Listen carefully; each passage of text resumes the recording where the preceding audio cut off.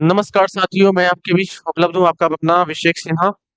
आज part third है, practice set का पार्ट थर्ड है। जो हम चैप्टर पढ़ाया था उसका पार्ट थर्ड प्रैक्टिस। कल मैं हम क्वेश्चन किए थे, 50 तक क्वेश्चन किए थे। आज क्वेश्चन 51 से चलेगा। 51 से लेकर 80 तक क्वेश्चन है ये, 30 क्वेश्चन का संग्रह। और उस क्वेश्चन में कोई भी आपको दिक्कत अगर हो रहा है तो आप मुझे कमेंट कर सकते हैं। ठीक है। अभी हम थोड़ा सा एक चीज छूटा तो जिसको हम बताना चाह रहे हैं। ठीक है। मैं उन लोगों के लिए एक बात बोल देता हूँ जो वीडियो को थोड़ा सा देख के फिर छोड़ देते हैं। पूरा क्वेश्चंस को देखिए, जिससे आपको बेनिफिट होगा। ठीक है, आपको पता चले कि नया नया क्वेश्चन हम डिस्कस कर रहे हैं, कोई पुराना क्वेश्चन नहीं है। और वो एक बुक का है। अब नया बुक का सेट चलेगा, उसके बीच में नया टॉपिक अब चलने वाला है। ठीक है। भारतीय भारतीय में नया राज्यों का स्थापन। ठीक है, बंगाल, अवध, हैदराबाद, उसके बारे में पढ़ेंगे। देखिए, डेनिस ईस्ट इंडिया कंपनी, इसकी जो स्थापना हुआ है वो 1616 में हुआ है। स्थापना किसने हुआ? क्रिश क्रिश्चियन क्रिश्चियन यन होगा, क्रिश्चियन। थोड़ा डिफिकल्ट है लेकिन क्रिश्चियन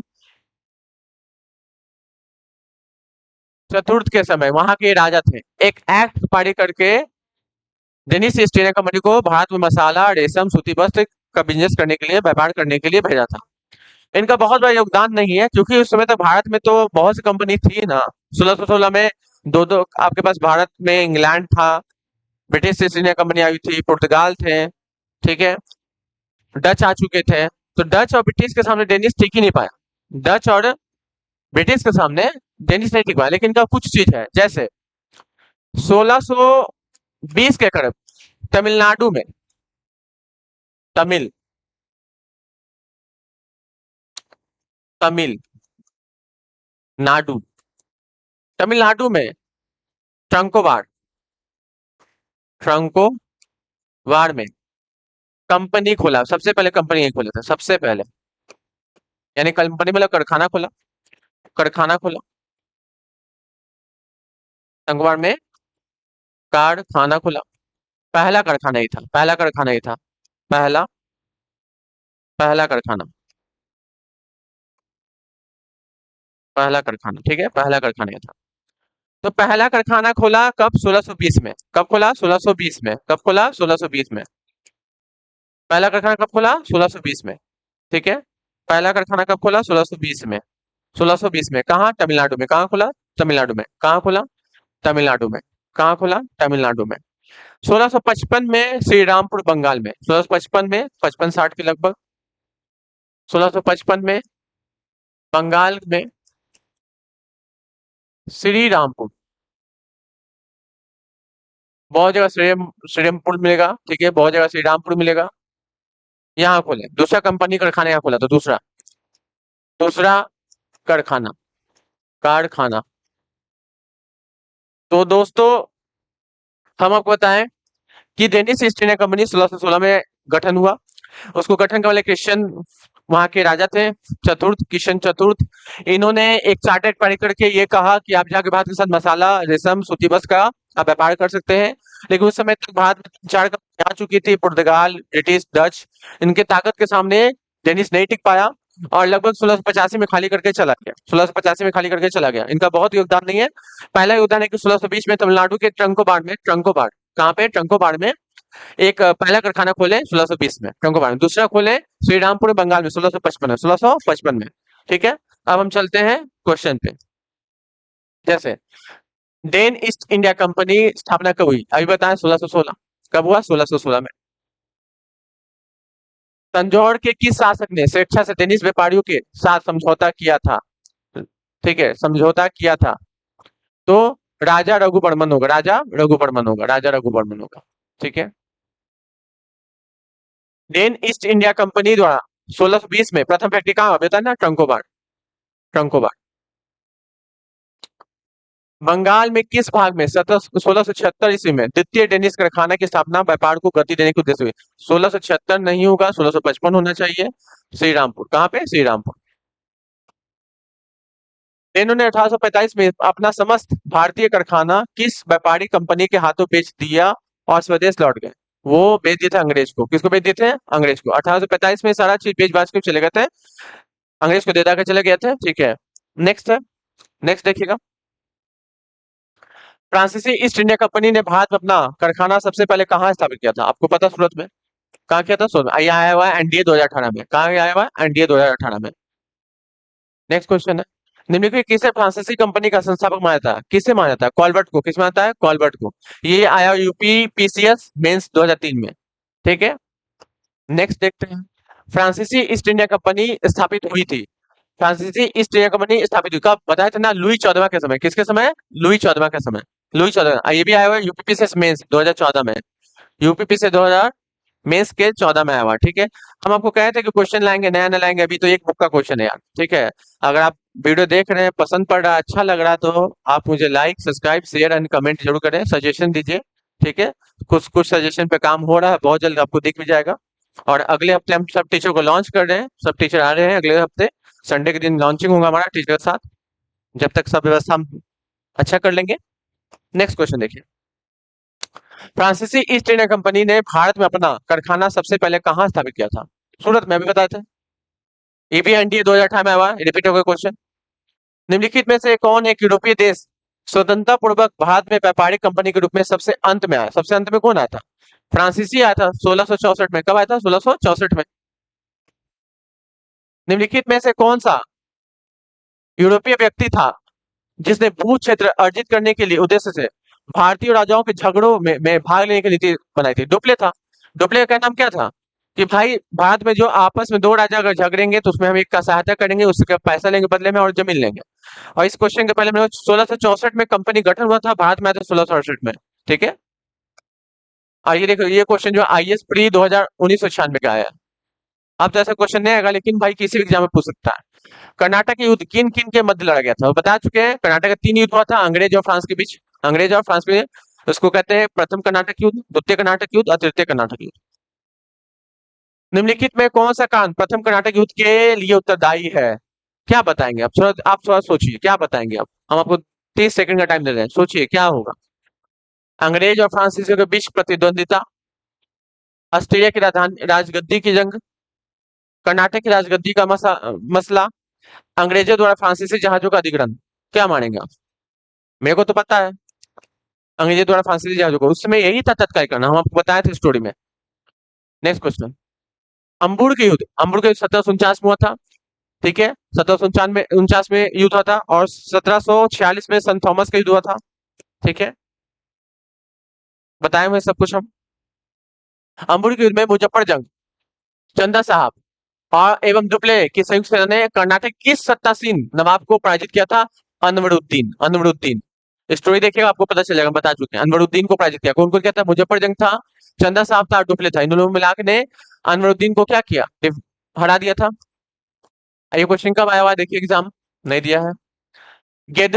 गोदेहु की संधि या पांडिचेरी की संधि 1754 में कौन सा युद्ध समाप्त किया था? देखो, गोदेहु जो था ना, ये फ्रांसिस का दूसरा गवर्नर आया था, डुप्ले के बाद आया था।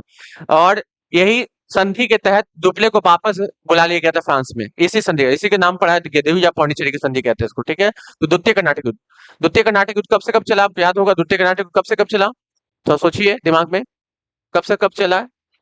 पहला 1746 से 48, दूसरा 1749 से 1749 से 1754। 1754 ऐसे में संधि हुआ था, पांडिचेरी संधि का ये, गेदेहू की संधि का ये। नेक्स्ट है, बॉन्डिवास के युद्ध 1760 ईस्वी में अंग्रेजों द्वारा कौन पराजित हुआ था? फ्रांसीसी को आ गया बॉन्डिवास के युद्ध में। ठीक है, और ये आया सीजीपी से 2004 में आया हुआ एग्जाम में। फ्रांसीसी दक्कन में शक्ति आंदोलन स्थापित करने में असफल रहे क्योंकि दुप्ले सक्षम सारथी नहीं था। भाई सक्षम था वो, बिल्कुल था वो। अंग्रेजों की फौज शक्तिशाली थी, हाँ थी। भारतीय फ्रांसीसी को पसंद नहीं करते थे, ऐसा कुछ नहीं है। ये ऑप्शन सही है, बिल्कुल ऑप्शन कहते हैं कि अंग्रेजों की फौज शक्तिशाली थी। अंग्रेजों की फौज क्या थी? शक्तिशाली थी। अंग्रेजों की फौज क्या थी? शक्तिशाली थी। ठीक है, क्वेश्चन को जब भी देखे ना दोस्तों, थोड़ा समझिए, सोचिए, तब ठीक करिए। समझिए, सोचिए, तब ठीक करिए। ठीक है, अगर आपको क्वेश्चन पसंद आ रहा है, पढ़ाई पसंद आ रहा है, तो लाइक सब्सक्राइब शेयर जरूर करें, लाइक सब्सक्राइब शेयर जरूर करें। ठीक है, नेक्स्ट क्वेश्चन देखिएगा। 18वीं शताब्दी में भारत में फ्रांसीसियों के सफल ना होने का निम्नलिखित में कौन सा एक कारण था? 18वीं शताब्दी में सफल नहीं हुआ था। उन्होंने चंदा साहिब तथा मुजफ्फर जंग जैसे कमजोर भारतीय पक्षों की वफादारी की। ठीक है, टुपले को निर्णायक समय पर वापस बुला लिया गया, ये भी एक रीजन बनता है, ये भी एक रीजन बनता है। उन्होंने भारतीय शक्तियों के खिलाफ stand किया, ये भी एक रीजन बनता है। लेकिन सब में से सबसे मेन रीजन, क्योंकि एग्जाम कहाँ है, सीडीएस 2011, सीडीएस का फुल फॉर्म हो गया कंबाइंड डिफेंस सर्विस, समझ गए? बहुत बड़ा क्वेश्चन है। अब बच्चा देखेगा ये भी मारेगा टिक, कोई बच्चा इसको मारेगा, लेकिन सबसे जो रीजन है ना मेरे नजर में, वो सबसे जो रीजन है, ये रीजन है उनकी व्यापार कंपनी फ्रांसीसी सरकार पर बहुत ही अधिक निर्भर थी, क्योंकि सरकारी कंपनी थी। हर डिसीजन में सरकार से उसको पूछना पड़ता है, इसलिए ये होगा आंसर। ठीक है, नेक्स्ट क्वेश्चन। निम्नलिखित में कौन सा ये सुमिलित नहीं है? कर्नाटक का प्रथम युद्ध, सही है, ये तो बिल्कुल सही है। कर्नाटक का द्वितीय युद्ध, ये गलत है। कर्नाटक का तृतीय युद्ध, ये भी गलत है, 56 से 63 होगा। पाइप का तृतीय युद्ध, ये सही है, तो दोनों ऑप्शन गलत है। ठीक है, यानी आंसर ये भी हो सकता है और ये भी हो सकता है। ठीक है, मिटा के सही कर देते हैं। आंसर ये भी सही है और ये भी सही, दोनों सही है। प्रथम कर्नाटक युद्ध, तो प्रथम कर्नाटक युद्ध कौन संधि? एक्सला सापला संधि, एक्सला सापला संधि। ठीक है, द्वितीय कर्नाटक युद्ध कोई निर्णय नहीं हुआ, कोई निर्णय नहीं हुआ। ठीक है, और तृतीय कर्नाटक युद्ध पेरिस की संधि, तृतीय कर्नाटक युद्ध पेरिस की संधि। प्रथम मैसूर युद्ध ब्रिटिश की हार, प्रथम मैसूर युद्ध ये पढ़ाएंगे भी, नैना जब राज को उदय होगा ना तो ये पढ़ाएंगे मैसूर युद्ध के बारे में। ठीक है, तो ऑप्शन कौन हो गया? ए का 4, ए का 4, ए का 4, ये रहा ऑप्शन। ठीक है, याद कर लीजिए। प्रथम कर्नाटक युद्ध एक्सला सापला की संधि, एक्सला सापला की संधि। तृतीय कर्नाटक युद्ध हुआ पेरिस की संधि से खत्म हुआ। द्वितीय कर्नाटक में कोई भी निर्णय नहीं निकला, बस यही कि डुप्ले को वापस बुला लिया गया। और प्रथम मैसूर में ब्रिटिश की हार हुई और दूसरा मैसूर युद्ध में ब्रिटिश जीत जाता है। ठीक है, और उसमें हैदर अली की मृत्यु हो जाती है। उसके बाद तीसरे कर्नाटक युद्ध होता है टीपू सुल्तान के साथ। निम्नलिखित में से कौन ब्रिटिश पूर्व काल में अपने व्यापारी पोत सूरत बंदरगाह नहीं लाते हैं? ठीक है, तो रूस और जर्मनी, रूसी और जर्मनी ना पोत नहीं लाया था, बाकी जितना ही सब लाया था अपना पोत। ठीक है, युद्ध पोत। नेक्स्ट है, उस क्षेत्र की पहचान कीजिए जहां से यूरोपवासियों को सर्वोत्तम सोडा और अफीम मिलता था। बिहार था भाई, बिहार से जहां अच्छा सोडा और अफीम मिलता था। Next question. मद्रास में इंग्लिश ईस्ट इंडिया कंपनी के अधिवास के स्थान को किस नाम से जानते थे? मद्रास में इंग्लिश, तो फोर्ट सेंट जॉर्ज किला, फोर्ट सेंट जॉर्ज किला 1639 में लगभग। फ्रांसीसी यात्री टेवर्नियर के अनुसार 17वीं शताब्दी के दौरान वाराणसी के अधिकतर मकान किससे बने थे? तो ईंट और पंख कदम के, ईंट और पंख कदम के। ठीक है, ये आया हुआ एनडीए 2018 में, एनडीए 2018 में। सोचिए एनडीए 2018 में ये क्वेश्चन आया हुआ है। क्या लगता है आपको? कुछ भी दे सकता है भाई, कुछ भी दे सकता है, आप लोग गलती मत करिए, कुछ भी दे सकता है एग्जाम में। हाँ, आगे क्वेश्चन। तो जहांगीर से मिलने कौन गए थे भाई? बताइए, जहांगीर से मिलने कौन गए थे? सर थॉमस लो। ये तो एक ही आंसर पता चल गया, सर थॉमस लो। ठीक है, और शाहजहां के ग्रेवी रिपोर्ट इन्हीं की बेटी का तबीयत खराब हुआ तो जाके इलाज किए थे, कल पढ़ा है आपको। ठीक है, उसके बाद औरंगजेब से मिलने कौन गया था? औरंगजेब से मिलने कौन गया था? Clive, sorry William hedges, William hedges. और शाह आलम द्वितीय से क्लाइव मिलने गया था, option 4। Next question. Vasco D gamma कहाँ के थे? पुर्तगाल के थे। क्रिस्टोफर कोलंबस कहाँ के थे? स्पेन के थे। कैप्टन कुक, ये कैप्टन ब्रिटेन के थे। तस्मान हॉलैंड के थे। ठीक है, वास्को डी गामा 2, ए का 2, ए का 2, ऑप्शन तो बी हो गया। ठीक है, नेक्स्ट, याद कर लीजिए इसको पहले। वास्को डी गामा पुर्तगाल, सबको याद है। Columbus Spain, captain cook Britain, captain cook Britain, captain cook Britain, captain cook Britain, captain cook Britain. और तस्मान हॉलैंड, तस्मान हॉलैंड, तस्मान हॉलैंड। ठीक है, नेक्स्ट। निम्नलिखित निम्नलिखित सॉरी सुमलित कीजिए। पौंडीचेरी, पौंडीचेरी पे किसका कब्जा था? फ्रेंच का था। गोवा पे किसका कब्जा था? पोर्टुगीज का था। फ्रैंकोबार में बता चुके हैं, डेनिस का था। मद्रास में किसका था? डच का था। तो ए का 2, ए का 2, ऑप्शन ए। बी का 3, सी का 4 और डी का 1 हो गया आंसर। ठीक है, किन यूरोपीय शक्तियों ने भारतीय व्यापार में समय समय पर प्रवेश किया? ठीक है, पहले कौन आया था? पहले आया पुर्तगाल फर्स्ट नंबर पे। फिर आए डच, फिर आए अंग्रेज और तब फ्रांस। तो 1 2 4 3, 1 2 4 3, 1 2 है ही नहीं कोई। एक के बाद दो आना चाहिए, 1 2, 1 2 3, हाँ 1 2। एक ऐसा ऑप्शन हो गया। पहले 4 होगा, ऑप्शन 4 ठीक है। उसके बाद होगा 2, 2 भी ठीक है। फिर होगा 1 ठीक है, फिर 3, हाँ ठीक है। ऑप्शन बी, ऑप्शन बी ठीक है। लास्ट क्वेश्चन ये है, निम्नलिखित कथनों पर विचार कीजिए। मृदा के स्वरूप तथा उपज के गुणों के आधार पर पटभूमि राजस्व मूल्यांकन, युद्ध में चलती फिरती तोपों का प्रयोग, तंबाकू लाल मिर्च की खेती। गलत क्वेश्चन है, ये क्वेश्चन गलत है। इसमें क्वेश्चन और कुछ था, ब्रिटिश के बारे में पूछ रहा होगा ये क्वेश्चन, और इसमें पूछा कौन सही था। ठीक है, ये क्वेश्चन गलत है। क्या ये 2012 का गलत टाइप किया हुआ है, गलत टाइप किया हुआ है। टाइप गलत है, क्वेश्चन गलत है, टाइप गलत किया हुआ है, टाइप गलत किया हुआ है क्वेश्चन। ये क्वेश्चन होता है निम्नलिखित पे विचार कीजिए। ये हो चाहे था कि ब्रिटिश क्या क्या यहाँ लेके आया था, अंग्रेज क्या क्या यहाँ लेके आया था, उसी के बारे में पूछ रहा है कि वो क्या क्या कहता है। तो उपज के गुणों के आधार पर भूमि राजस्व वसूलता था, नहीं बिल्कुल नहीं। युद्ध में चलती फिरती तोपों का प्रयोग पहले क्या था, नहीं जी, पहले तो किया था कौन, बाबर किया था, याद करिए ना, 1526 में। और तंबाकू लाल मिर्च बोला था, तंबाकू लाल मिर्च लाने वाला कौन था, कौन था, पुर्तगाली था। तो इसलिए इसका आंसर होगा इनमें से कोई नहीं। लेकिन क्वेश्चन आधा है, ये क्वेश्चन क्या है, आधा है। ठीक है दोस्तों, अगर अच्छा लग रहा है, प्यार समझ में आ रहा है पढ़ाई आपको, तो सपोर्ट करिए, लाइक सब्सक्राइब शेयर जरूर करें, लाइक सब्सक्राइब शेयर जरूर करें। और नहीं हो तो इसका हम रिवीजन करा देते हैं। ठीक है, इसका हम रिवीजन करा देते हैं। ठीक है, अच्छे से रिवीजन करा देते हैं, फिर से एक बार देख लीजिए एक बार, कहीं कुछ गड़बड़ नहीं हुआ हो।